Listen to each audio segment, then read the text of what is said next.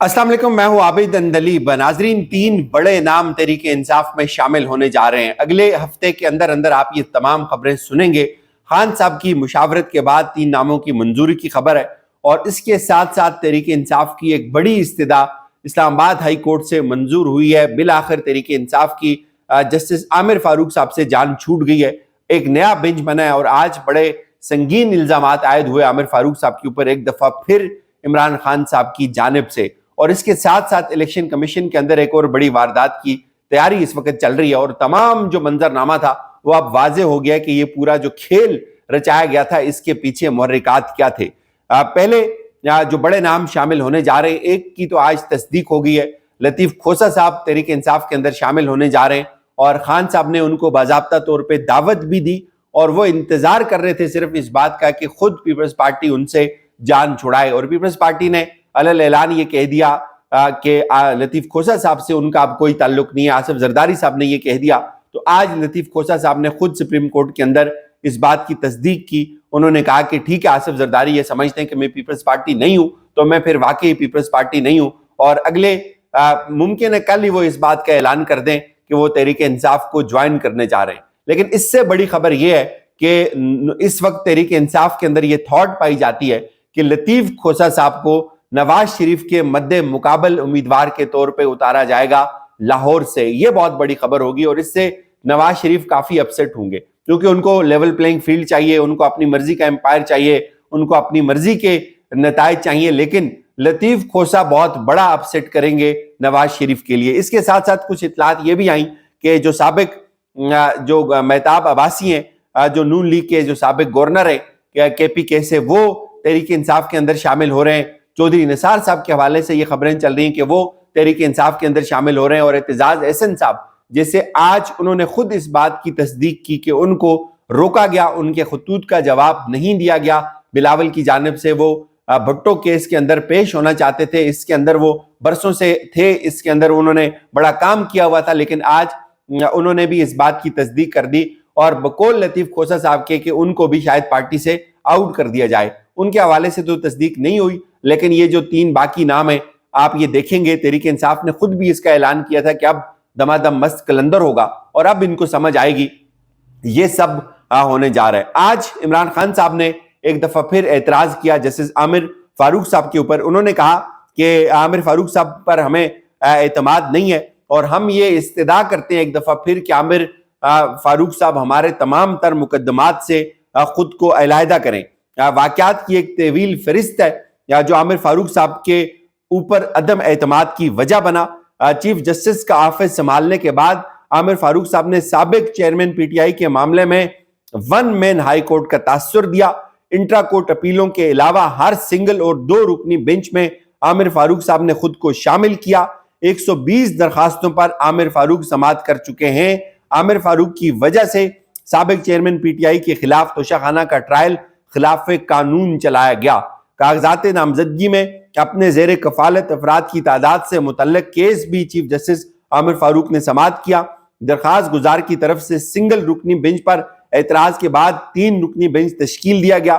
3 रुकनी bench ने अक्सरियती फैसला देते हुए साबिक चेयरमैन PTI के खिलाफ दरखास्त को मुस्तरद किया। चीफ जस्टिस आमिर फारूक ने न सिर्फ अक्सरियती फैसले को वेबसाइट से हटवा दिया बल्कि प्रेस रिलीज भी जारी की। और ये जो इमरान खान साहब की मुबैना बेटी का मामला था, ये वो केस था जिसमें 2 जजेस ने इमरान खान साहब के खिलाफ ये जो दरखास्त थी इसको नाकाबिले समाअत करार दे दिया था और फैसला दे दिया था। और उसके बाद आमिर फारूक साहब ने वो फैसला भी हटवा दिया वेबसाइट के ऊपर से और उसके साथ साथ एक नोटिफिकेशन भी जारी किया, एक प्रेस रिलीज जारी की कि इसके ऊपर दोबारा बेंच बनेगा। तो अब इमरान खान साहब एक दफा फिर ये कहते हैं कि हमें आपसे इंसाफ मिलने की तवक्को नहीं है और चीफ जस्टिस आमिर फारूक साहब पर अदम एतमादी बेवजह नहीं बल्कि एक मुद्दत से होने वाले जो वाकयात हैं उनका नतीजा है। और यूं अब एक दूसरा बेंच बना है इमरान खान साहब के केस की समाअत करने के लिए और उसमें अब आमिर फारूक साहब बिल आखिर नहीं है। ये तहरीक इंसाफ इसको अपनी कामयाबी समझती है, लेकिन जब कोई दूसरा केस आएगा और ये मास्टर ऑफ द रोस्टर चूंकि चीफ जस्टिस होता है तो ये उनका इख्तियार होता है, वो खुद बेंच बनाते हैं। बेशुमार दफा इससे पहले भी एतराज हुआ लेकिन वो बेंच से अलग नहीं हुए। आज एक नया जो बेंच बना है उसमें बहरहाल आमिर फारूक साहब نہیں ہے. تحریک انصاف اس کے اوپر وقتی طور پہ ایک بڑا ریلیف سمجھتی ہے, اور ایک دو دفعہ ایسا ہوا جیسے بینچ تبدیل ہوا اور نتائج بہت ڈیفرنٹ ہوئے. آپ کو یاد ہوگا جب انٹرا کورٹ اپیل کے اندر توشہ خانہ کا معاملہ گیا اور وہاں پہ بھی, اور پھر سائفر کے اندر جس سائفر کیس کو عامر فاروق صاحب نے جیل ٹرائل کو ٹھیک قرار دے دیا تھا, وہ جب انٹرا کورٹ اپیل کے اندر گیا تو وہاں پہ جج کی تقرری کے اوپر بھی سوالات اٹھے, جیل ٹرائل کے اوپر بھی سوالات اٹھے, اور تمام تر جو پروسیس تھا ایون فرد جرم تک کی تمام کارروائی کو اڑا دیا گیا, اور اس کے بعد دوبارہ وہ سارا پروسیس مکمل کیا گیا. تو اب ظاہر ہے تحریک انصاف کی سمجھتی ہے کہ ہمیں آپ سے انصاف کی امید نہیں ہے, تو آج ایک نیا بینچ بنا ہے, وہ بھی سنگل رکنی بینچ ہے, اور اس میں عامر فاروق صاحب نہیں ہے.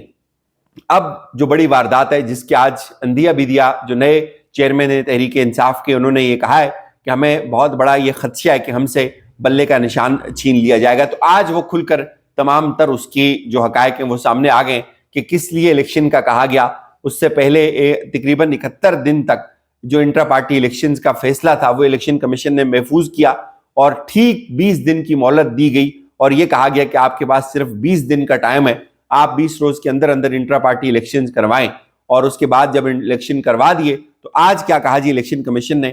اس کے بعد تحریک انصاف پشاور ہائی کورٹ کے اندر بھی گئی. پشاور ہائی کورٹ سے تحریک انصاف کو ریلیف بھی ملا کہ آپ انہوں نے پابند کر دیا الیکشن کمیشن کو کہ آپ کوئی ایڈورس آرڈر جاری نہیں کر سکتے, آپ کوئی ایسا آرڈر جاری نہیں کر سکتے جس سے بلے کا نشان لے لیا جائے. یہی تحریک انصاف کی استدعا بھی تھی. لیکن آج کیا ہوا, آج پی ٹی آئی کو انٹر پارٹی انتخابات سے متعلق مزید وضاحت کے لیے جو ہے وہ انہوں نے کہا کہ ہم نے 7 دسمبر کو ان کو ایک نوٹس بھجوایا تھا, اور 8 دسمبر کو جواب جمع کروایا گیا, جس کے اوپر الیکشن کمیشن نے پی ٹی آئی کا جو جواب تھا اس کے اوپر تفصیلی جائزہ لیا, اور الیکشن کمیشن نے پی ٹی آئی کے جواب کو ناکافی قرار دے دیا ہے.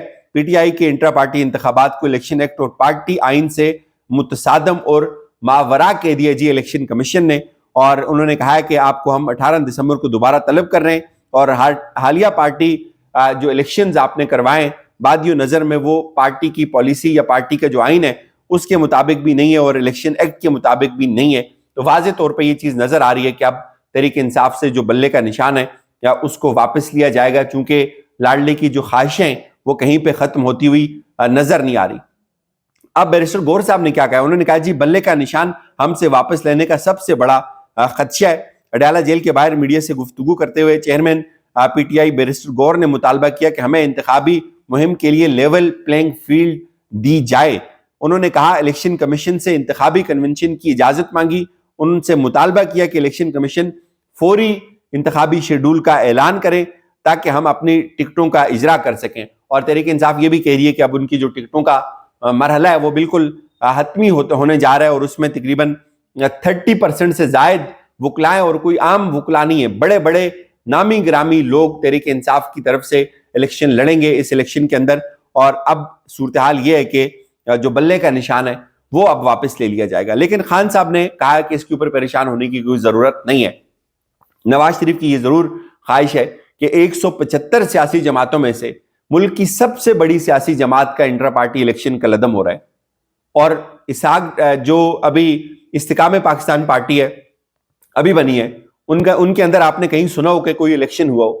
جو دوسری پارٹی ہے یا اس وقت خٹک کی, اس کے اندر آپ نے سنا ہو کوئی الیکشن ہوا ہو. باقی پارٹیوں کو تو چھوڑ دیں, یہ جو پارٹیاں ابھی جن کو جو بڑی لاڈلی ہیں, جو بڑی چاہ اور مان کے ساتھ بنائی ہوئی ہیں, یہاں بھی الیکشن نہیں ہوئے. یہاں الیکشن کمیشن کے پر جلتے ہیں, اور یہاں ان کے اوپر کوئی سوال نہیں ہوتا, اور ملک کی سب سے بڑی جو پارٹی ہے اس کا انٹرا پارٹی الیکشن کا لدم کر کے. اور اب تو خبر یہ بھی آ رہی ہے کہ جو خان صاحب کی حکمت عملی تھی کہ یہ بلے کا نشان لے لیں گے, لیکن ہم اپنے امیدواروں کو فیلڈ کریں گے میدان کے اندر, اور یہ پوری قوم کو یہ بات بتائی جائے گی کہ کون امیدوار ہے عمران خان صاحب کا.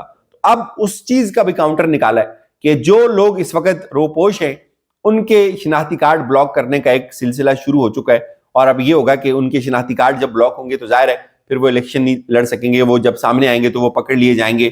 تو ہر طرف سے کاؤنٹر کیا جا رہا ہے, لیکن خان صاحب اگر ایک بندے کو کھڑا نہیں کریں گے اس کے بدلے دوسرے کسی بندے کو کھڑا کر دیں گے. اور جو سرویز ہیں, سرویز کسی امیدوار کے اوپر نہیں آ رہے, جتنے بھی سرویز آ رہے ہیں مختلف لوگ کر رہے ہیں وہ پارٹیز کے اوپر کر رہے ہیں کہ کس پارٹی کو آپ ووٹ دیں گے. گجر خان کا آج کا سروے ہوا ہے, 56% پہ لوگ ہیں وہاں پہ تحریک انصاف کے ساتھ, وہاں پہ فواد چودھری ہوں یا کوئی دوسرا ہو, وہ ووٹ عمران خان کا ہے. اجازت دیجیے, اپنا خیال رکھیے گا. خدا حافظ.